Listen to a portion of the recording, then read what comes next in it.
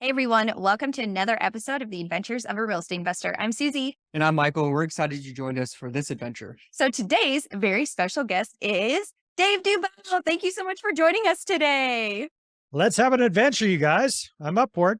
Yay, we're super excited. Absolutely, Dave. So it's great getting to know you. But let's share with our adventurous family a little bit more about your background and why you started investing in real estate, if you don't mind. Sure. Yeah, I've been investing in real estate one way or the other since 2001-ish, give or take. And believe it or not, you guys, I started investing in real estate in San Jose, Costa Rica, where I actually Wow. lived. Yeah, I lived overseas like you guys are right now. I lived overseas for almost 14 years, the last 10 of which were in San Jose, Costa Rica. Got married, had kids, had my own language training company there, language school, and kind of stumbled into doing a couple of what I guess we would call pre-foreclosure type deals Hmm. while I was down there. And they worked out okay. And in 2003, I packed up and dragged my poor Costa Rican family kicking and screaming from the tropical paradise of Costa Rica up to the frozen hinterlands of Canada and started all over again from scratch. I'm originally from Canada, from British Columbia. And Canadians especially always ask me, Dave, tropical paradise, living the good life, live in maids, gardeners, nice place, all that kind of stuff. Frozen hinterlands of Canada. Why? Yeah. I want to know why too. Yeah, you want to know why? Well, here's why. Because our kids were getting to be towards school age, and we just thought it would be a better place for them to grow up and go to school in Canada. Costa Rica is wonderful, but being a pasty-faced white guy like I am, whether you have lots of money or not, people assume that you do. There's a bit of a target on your back, on your family's back. And a few people I know actually got kidnapped and held to ransom. Mm. Not very common, but a lot more common than in Canada. So we Wow. just thought, hey, kids are getting towards school age. Let's go back to Canada. Let's go to Canada, go back for me and raise them there. So that's what we did. But then there was the big challenge of, okay, now what do I do? Right. I had my own business for quite some time. So I was pretty much unemployable. I had not been able to sell that business, so I didn't have very much money. I've been gone from Canada for so long. I didn't have bad credit. I had zero credit. And there I was trying to figure out, okay, what do we do to make a buck? And that's when I saw one of those late night infomercials that said something along like, you too can get rich in real estate with little or no money down. I love Perfect. it. Perfect. That's what I got. Little or no money. Let's see what this is all about. So I sent away for an American real estate gurus course and that was so long ago, you guys, it was binders and CDs and maybe even a VHS cassette or That two. makes my heart Yeah. happy. Got this big box of stuff and unwrapped it and went to work. And my first little kick of the can was doing 18 creative deals in 18 months, which may or Wow. may not sound impressive. Those were not multi-family. Those were not big deals. They were little single family homes. A few of them were crappy little mobile homes. A few of them were really good ones as well. But I got my feet wet very, very quickly. And then since then I transitioned, took a little bit of time out of real estate, got back into it in 2010, focusing on single family homes with doing lease options there. And then more recently got into multifamily investing, kind of like what you guys are doing, but more on the passive side. Gotcha. I mean, I am just amazed, right? Because it's like the amount of effort. So many people think that I don't really, guru is not my favorite word, but I'll use it.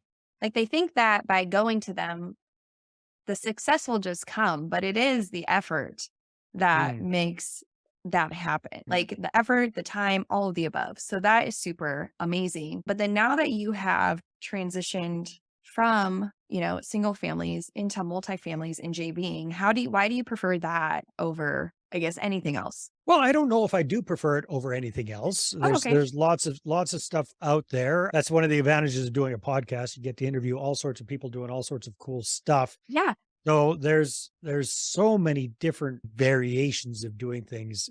That's one of the things I love about real estate. But multifamily, I like it a lot, especially compared to some of the other stuff that I did, because it's a lot more long term. We're focusing more on cash flow, focusing on appreciation, focusing on mortgage pay down. So you're able to take advantage of a lot more of the profit centers in real estate versus some of the more short-term type deals. So there's just way more bang for your buck. Mhm. Yeah, agreed. And just curious, do you mostly invest in Canada or Canada and the US or US only or? At this point, mostly in Canada, although I am open to investing in the States. Just got to make sure that between Uncle Sam and Canada Revenue Agency, they don't take too big of a bite out of the profits. Right. Yeah, it has to make sense through after you Exactly. pay the IRS or everything like that. Absolutely. Totally understandable. How is the current Canadian market right now? The Canadian market right now is very, very hot. It's quite unaffordable. There's a massive lack of supply when it comes to rentals. So depending on where you buy it, it can be a very good market to get into multifamily, that's for sure. However, it's it's much more challenging to find the good deal because you got to remember, size wise, Canada is as big, if not, it's actually bigger Hmm. size wise than the United States, Right. but we have 1/10 the population. So much wider distances to cover with a much smaller population. So we've got 1/10 the opportunities as well. Yeah. Yeah, I'm not too familiar. I'm not that familiar. I know several Canadians, but I'm not too familiar with the whole housing market up there. It sounds very similar to the US right now.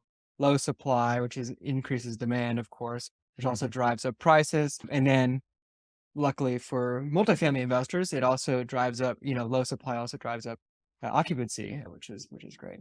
And are you currently experiencing, so this is being recorded at the end of November 2022. Are you still currently experiencing high interest rates in Canada, or how's the Oh yeah. interest rate market going there? Yeah, the interest rates just like the States, it's still up there, that's for sure. So and it's all relative, you guys. You guys got involved when interest rates were at an all-time low. Yeah. It was So great. actually from my perspective, interest rates are kind of normal.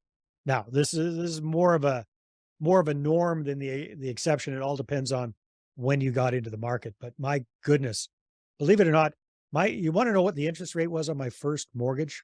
I Now, do. this was Costa Rica, you guys. It was 40%, Oh, 40, Wow. 40% interest rate, and that wasn't bad. Wow. that's wild. Yeah, so it's all about our perspective, that's for sure. Yeah, that is impressive. So, like when chatting with other people, like who are coming into the space, like who have also just because the news, I mean, so many people follow the news, which is totally fine, but like it's the news is shows really scary things, like, right? Like Mm. interest rates are rising, all these things.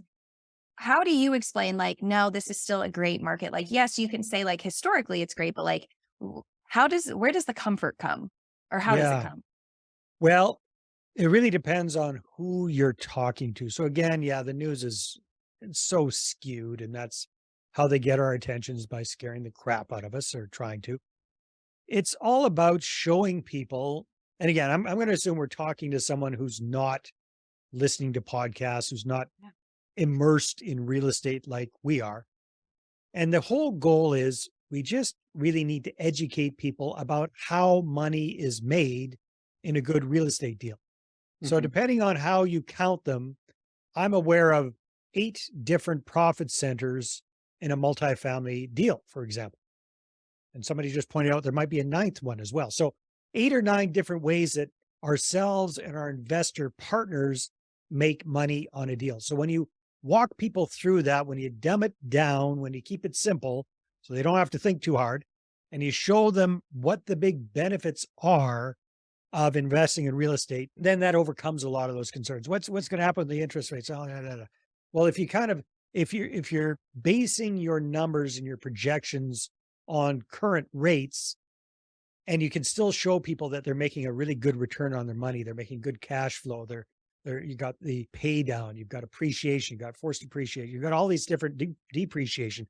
You show them all the different ways that they make money on a deal, then that allays a lot of the fear. That's been my experience anyhow. Yeah, absolutely. Especially, I mean, I love this saying. It's like a confused mind says no. And Yeah. that's so true. Like, it's just all about the communication and even like just creating an open, I guess, pathway for individuals to ask more questions because then they feel safe and will actually listen and feel like they're being heard. And then in return, they will also want to hear what you have to say. And that's the other thing I found, you guys, is that even when you're dealing with accredited investors, don't think that you need to sound too smart, right? Because here's the challenge. especially with very well-educated people like yourselves, is you are smart, right? And you've been immersed in this whole real estate field for a long time, and you know the jargon, you know the vocabulary, you know the numbers, and you kind of we tend to assume that everybody else gets it too. But what I find that works really well is if you simplify it, if you speak as if you're showing something to an average 13-year-old, that's kind of my rule of thumb, then even if it's an accredited investor, even if it's somebody who's quite experienced, they appreciate it because it's really easy for them to understand. Does that make sense, you guys? So Absolutely. yeah, that's one of the things we really work hard to do is to simplify the language. Yeah, I totally agree with that, Dave. And it's just like, so I was before coming over here, I was teaching at a university. So, I get caught up in my field, biochemistry, like using the jargon and things like that. You know, you are one And of those smart guys for crying out there. ah, Biochemistry, PhD.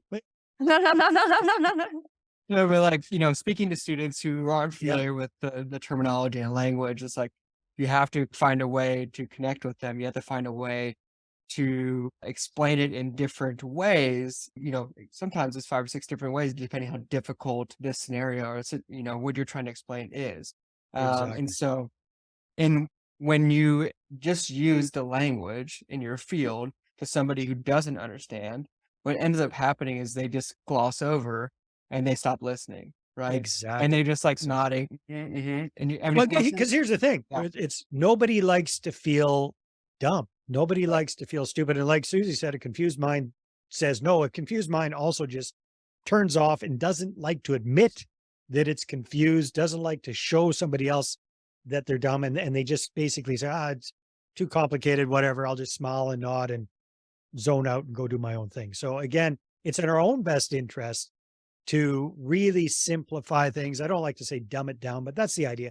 Simplify it and always remember that your potential investor probably isn't as up to speed on real estate as we are, Mhm. even if they're very, very successful in their field. So, for example, you guys are working with accredited investors.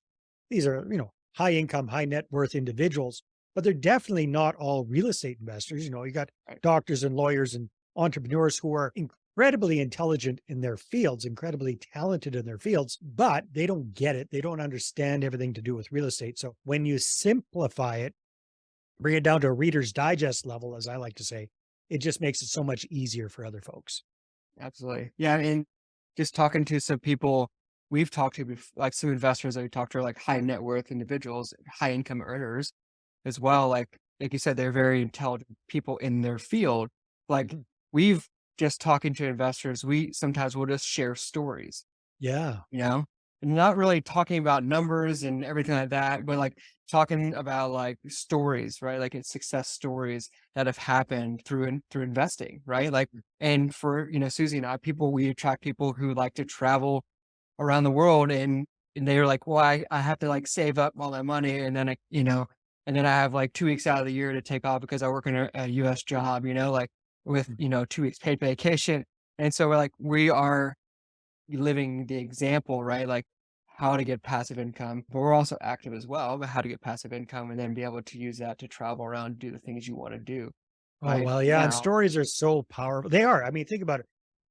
We grew up with stories as little kids. We love to hear stories. It's a human condition because Mhm. for thousands of years, that's how information was transferred, was via stories. So if you tell good stories, and then the other thing that somebody said to me years ago, which is stuck, is at the end of the day, your investor is investing in you, and the property is really just the collateral for that investment. The property is just kind of what backs it up. But at the end of the Mhm. day, they're really investing in that relationship with you. That's why stories are really important. Yeah, 100%. Couldn't agree more. Yeah, Yeah. absolutely.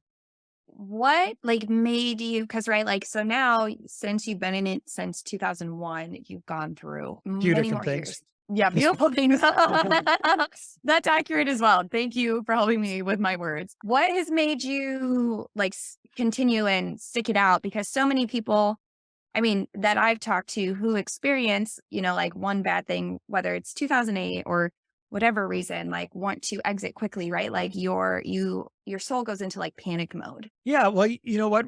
I do a few different things around real estate. My primary business these days, the active part of my business, isn't really in actively investing in real estate. The active part of my business is I work with what I call mom and pop real estate investors, and I help them to find their own joint venture partners and investor partners and raise capital for their deals. So that's kind of my main business these days. It's kind of, for lack of a better term, like a boutique marketing agency. Sure. We provide done for you services around that. And then I kind of dabble in real estate on the side. So my background, a lot of what I've done for years is around marketing. And that's what kind of juices me up. That's what gets me excited. So I've combined marketing and real estate investing in a very specific niche. And that's what I focus on. And then from time to time, I invest passively in real estate as well. Oh, well, then the power of storytelling really does hit with you because It it's, does. yeah, Well, it's, I mean, that's a huge part. Well, one huge part of life, two huge part of marketing as well. And because it works and like throughout history, right? Like even when, even when we look back at like hieroglyphics, they're telling a story. You know what I mean? Like, Pictures. Yeah. yeah, it Our goes favorite kind as of story, far the as picture book. we can talk about totally. Yeah. Comic And books so, or some of us. There we go. Yeah. absolutely. So obviously, you said you work with clients to help them find JV partners, help raise money for deals. Obviously, during this, we've kind of touched on this a little bit earlier through our syndication we had earlier this year. We had a difficult time with a lot of investors who are turned off in the current market, situation, right? So we kind of touched on it earlier, but I will kind of dive a little bit deeper. Like, are you seeing the same thing? A lot of our investors are will say, well, hey, you know what? I'm gonna hold cash during this time because I want to see kind of what happens in the next 6, 9, 18 months, and I'm Right. gonna hold on to my cash versus investing it. What do you say to those people, or those investors during this Well, time? here's where my philosophy is a little bit different, Michael. I really don't try to convince anybody of anything. Right? Hmm. It's very difficult to convince somebody to change their mind, right? You guys are together. You're a couple. You know that when, it's sometimes it's a challenge to convince somebody to change their mind about something. So very, very similar with investors. So couple of couple of shifts with my mindset around raising capital. Number one, it's not something that you do sporadically. In my opinion, it's something that you need to be doing consistently. So a big problem I see, or a challenge I see with a lot of capital raisers, is they get a deal on the go and then they hit it hard, right? Raise, communicate, market, try to get this deal funded versus getting their investors lined up first and then going and getting the deal. And my experience has been when you've got your investors lined up, ready to go, and then you go find the deal. Number one, it takes so much stress off of you because you know that you've got the capital to back you up. And then you can actually get better deals. Now, you guys are into bigger, larger syndications, so maybe not in this scenario necessarily. But if you got the capital to back you up, you can go in faster, you can negotiate harder, you can close faster. There's a lot of advantages to doing that. So, a couple of things with my philosophy. Number one, which comes first, the money of the deal. Always try to have your investors lined up first and then go find the deal, or at rock bottom minimum, be doing both at the same time. Another big idea is if you think you need to raise, let's say $1 million for a particular deal, try to have $2 million lined up in letters of expressions of interest, letter of intent, that sort of thing. So when the smoke clears and the flake out factor happens, you still got the capital that you need for that deal. And then the third thing is never stop the marketing machine, right? Mhm. What I mean by that is when we're working with clients, we have at least one piece of what I call edutaining communication coming out once a week. So the first week of the month is electronic newsletter. Then it's a blog post. Then it's a video log. Then another blog post. And then the same thing the next week. So drip, drip, drip, drip, drip.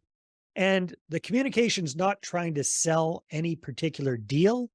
The communication is all about providing a little bit of education about what we're up to with real estate investing, hopefully in a slightly entertaining manner, without going crazy with the jargon and charts and graphs and data and all that kind of stuff that most people zone out with. Create that curiosity and then get people funneled into having one-on-one conversations.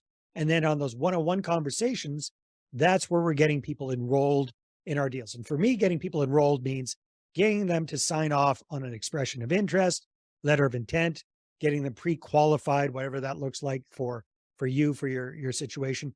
And then my whole goal is let's get a bunch of investors, let's get our investor ducks in a row, a bunch of people who said, yes, when you've got your next deal, I want first dibs.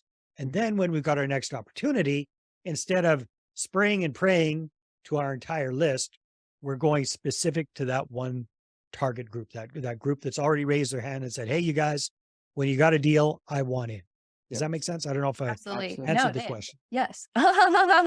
No, and it sometimes with capital raising or just anything in life, right? Like everything that you said and even how you started it, like how it, like Michael and I are in a relationship, you should do that with every single relationship in your life. You know what I mean? It doesn't just start with like capital raising. If you do it with everyone, like you will see that it does just get easier and easier, even with the people in your life.